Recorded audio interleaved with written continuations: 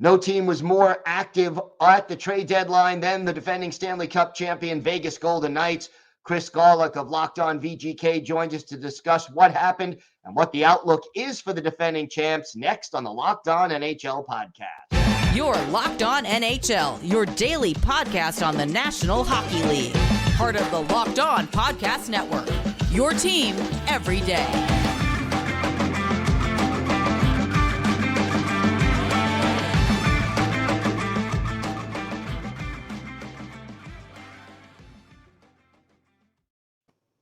Gil Martin here, and welcome to the Monday edition of the Locked On NHL podcast, part of the Locked On Podcast Network, your team every day. I want to thank everyone who makes Locked On NHL your first listen every day. Don't forget to subscribe on YouTube or wherever you get your podcasts so you can get new episodes as soon as they drop. Today's episode is brought to you by Gametime. Download the Gametime app, create an account, and use code LOCKEDON for $20 off your first purchase. It is great to welcome back to the show the co-host of Locked On Vegas Golden Knights, Chris Gawlik. And Chris, Vegas fans have got to be very happy with the moves made by the Golden Knights. Why don't you break them down? And no team was more aggressive and more active, I think, at the deadline than the Knights. I knew this was coming. I didn't know Tomas Hertl was coming, but I knew aggression was coming. McCrimmon, I didn't think it should have happened, to be fair. I was on the other side of this thinking maybe this wasn't the year to push everything in. But knowing Kelly McCrimmon, knowing how George McPhee, and knowing what Bill Foley wants, this is not a surprise one bit. So recapping the entire week for Vegas, they traded away a 2024 second, 2026 fourth, 2025 third, 2024 second, 2025 first, their 2023 first-round pick, David Enstrom, and Daniil Marimanov. And that became Tomas Hertl, Noah Hanifin, and Anthony Mantha. And, oh, yeah, the Golden Knights got them for 57.7 of their current salaries. I joke this is the best GM move I've ever seen since Sonny Weaver. Sonny Weaver is the character from the movie Draft Day, Kevin Costner.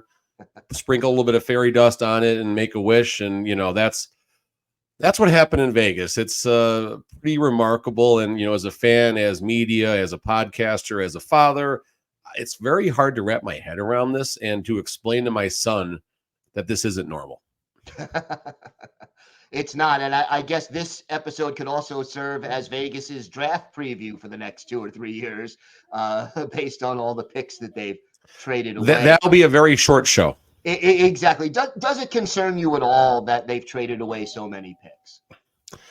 No, not really. I put another post if I can find it without. Okay, so here it is right here. So basically, the Golden Knights, as far as their first round picks, they've traded away, and what the players have become. So on the right column, you have David Enstrom, Noah Ostlund. No idea what those fellows are going to work out to be. Frank Vitron, or Joe Veleno, Nick Suzuki, very good player there, Eric Brandstrom, Cody Glass, Zach Dean, Peyton Krebs. Would you rather have that team I just named, or would you rather have this team I'm about to name? Tomas Hertl, Jack Eichel, Tomas Tatar, Max Pacioretty, Mark Stone, Ivan Barbashev. Would you rather have that team of vets who are Stanley Cup winners, award winners, or would you rather have the team on the right that has question marks? We know who Peyton Krebs is going to be. We know who Cody Glass is going to be. We don't know what Zach Dean is going to be. We know Eric Brandstrom is a third D pairing. Nick Suzuki is the one that got away in Vegas. Okay, fine. That's going to happen.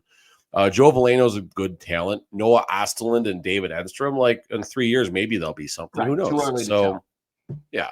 So the Golden Knights are looking for proven commodities versus taking a chance on a lot of unknowns. And a cocky and arrogant remark coming, judging by the banners that are hanging at T-Mobile Arena, they're doing it right.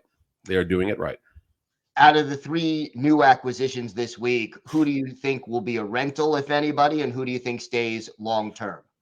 Well, Hertl is already locked up through a long time. Hertl is locked up, I think, through 29, 2030. God, we're already talking about 2030. Geez. Wow. At 6.75 per. The San Jose Sharks ate 17% of his yearly salary. That's just crazy to me that happened.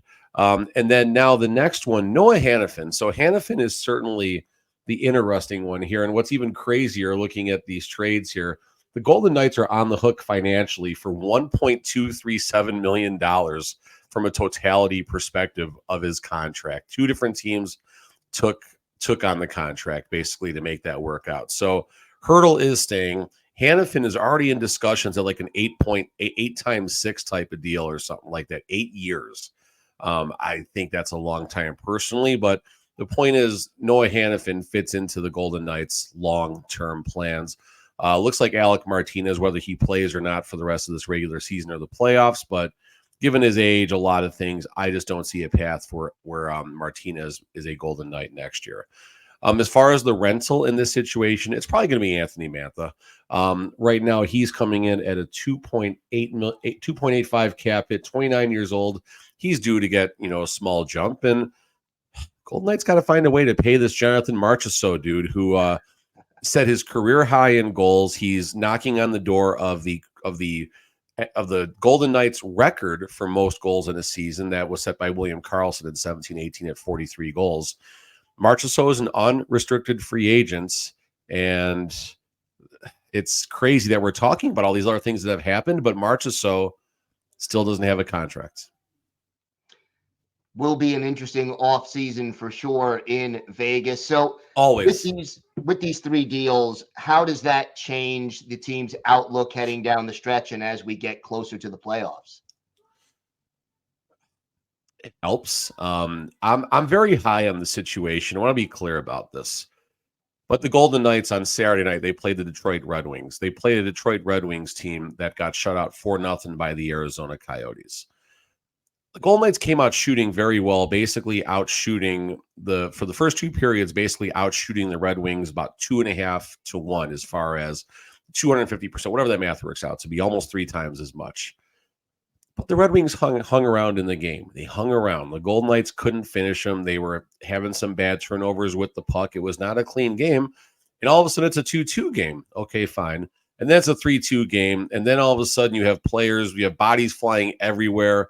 Zach Whitecloud leaves injured in a crazy sequence where Keegan Kolesar and Nicholas Waugh tumble over each other. Now it's 3-3.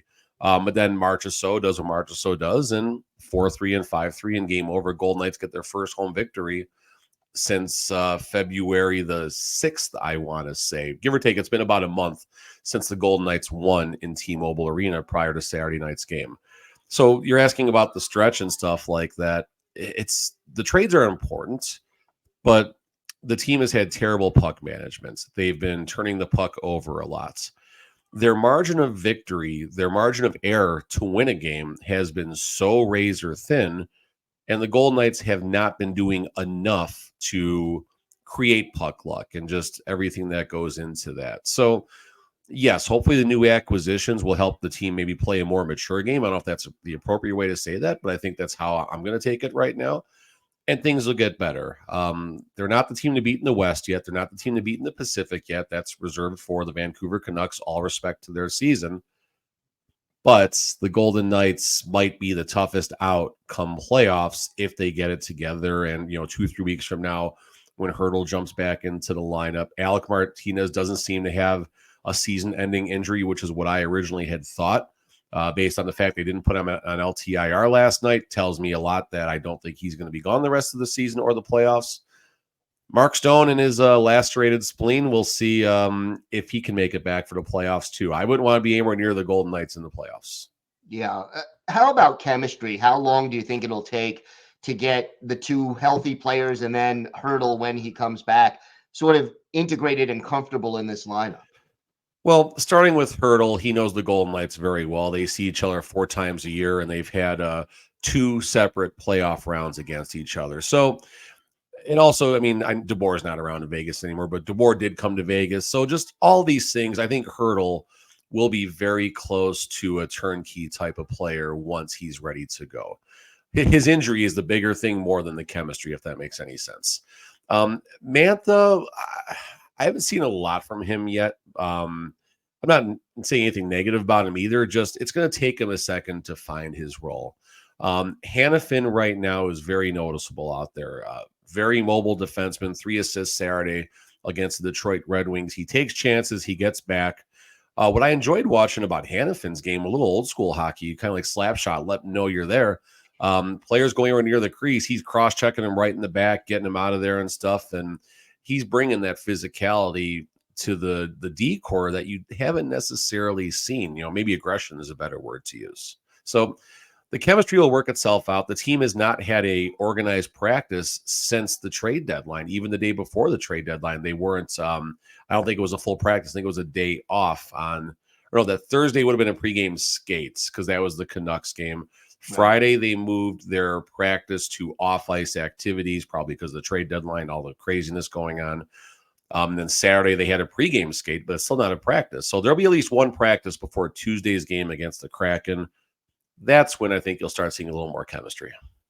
All right, Chris, why don't you tell our viewers and our listeners where they could find the podcast and where they could find you on social media? Yep, catch me and Tony Cordasco Monday through Friday, Locked On VGK, Locked On Vegas, Golden Knights, anywhere you get your podcast in on YouTube. Me and my son Christopher do host a special YouTube exclusive show on Saturday morning, so you can skip your Saturday cartoons and enjoy some time with me and my kid doing Locked On VGK. And then you can find me on Twitter at TDChrisG. That's like TD touchdown at TD Chris G. All right, Chris, thanks so much. Thank you. Today's episode is brought to you by Gametime. You shouldn't have to worry when you buy tickets to your next big event. Gametime is the fast and easy way to buy tickets for all the sports, music, comedy, and theater events near you.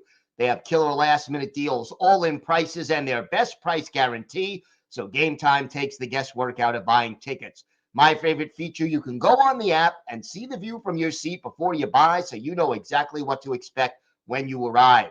And Gametime has deals on tickets right up to the start of the event, and even an hour after it starts, it is the place to find last-minute tickets. Take the guesswork out of buying tickets with Gametime. Just download the Gametime app, create an account, and use code LOCKEDON for $20 off your first purchase.